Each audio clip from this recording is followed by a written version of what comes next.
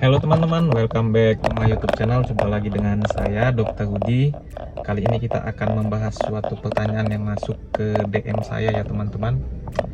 Selamat siang dokter, izin bertanya, kapan seharusnya suatu pasien itu dilakukan yaitu tindakan cuci darah atau hemodialisa? Terima kasih.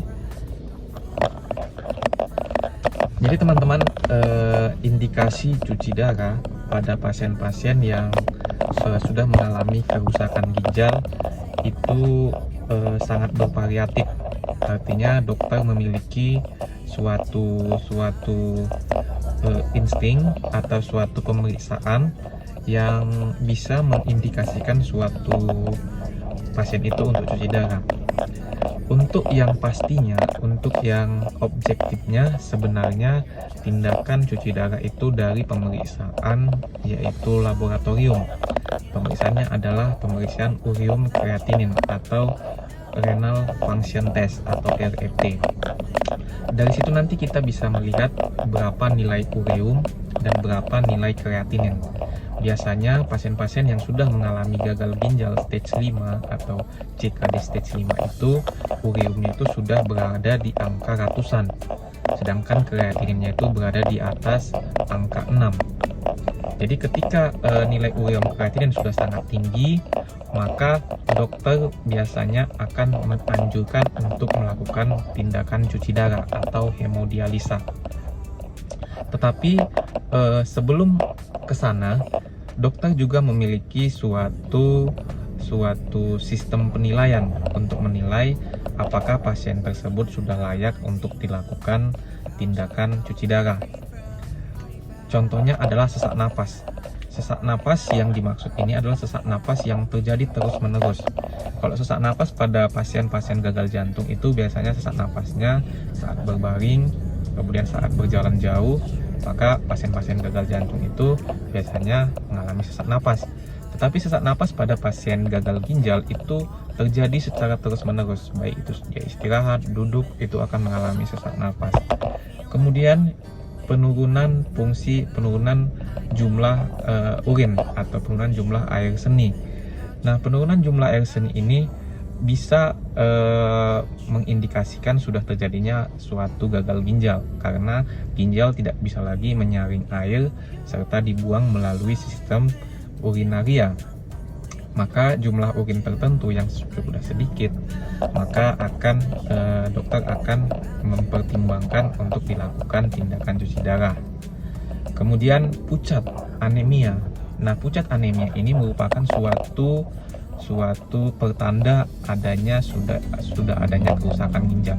Kenapa terjadinya anemia? Karena pada pasien-pasien gagal ginjal atau kerusakan ginjal yang sudah kronis, jangka panjang dan sudah menahun, maka ginjal tidak lagi memproduksi yang dinamakan dengan eritropoietin. Nah, ketidakadanya eritropoietin ini, suatu hormon eritropoietin, maka produksi sel darah merah akan terhambat dan terganggu, sehingga terjadilah kekurangan sel darah merah atau anemia. Kemudian bengkak-bengkak di badan.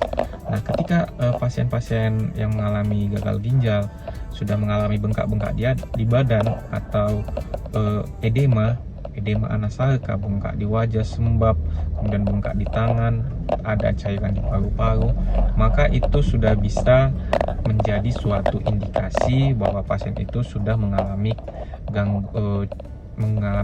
keadaan yaitu gagal ginjal kronis stage 5. Hal ini terjadi karena urin tadi tidak bisa dikeluarkan melalui sistem urinaria, akhirnya cairan tersebut menumpuk di dalam tubuh. Kemudian jika fasilitas memadai, biasanya dokter akan melakukan pemeriksaan seperti yang saya katakan tadi, pemeriksaan HB, pemeriksaan ureum kreatinin, kemudian pemeriksaan urinalisa, kemudian dokter juga nantinya akan memeriksakan elektrolit. Nah, ini merupakan pemeriksaan penunjang yang cukup ampuh untuk menilai suatu pasien itu sudah mengalami gagal ginjal. Hal yang diperiksakan yaitu kalium. Nah, molekul kalium ini cukup besar sehingga tidak bisa dikeluarkan pada ginjal yang sudah mengalami kerusakan. Jadi akibatnya kalium akan tersimpan di dalam tubuh, sehingga terjadilah kondisi yang secara medis dinamakan dengan hiperkalemi atau tingginya kalium di dalam darah. Itu juga menjadi suatu pertanda bahwa pasien sudah seharusnya dilakukan tindakan cuci darah. Jadi teman-teman, dokter akan melakukan pemeriksaan anamnesa, pemeriksaan fisik, kemudian pemeriksaan penunjang laboratorium untuk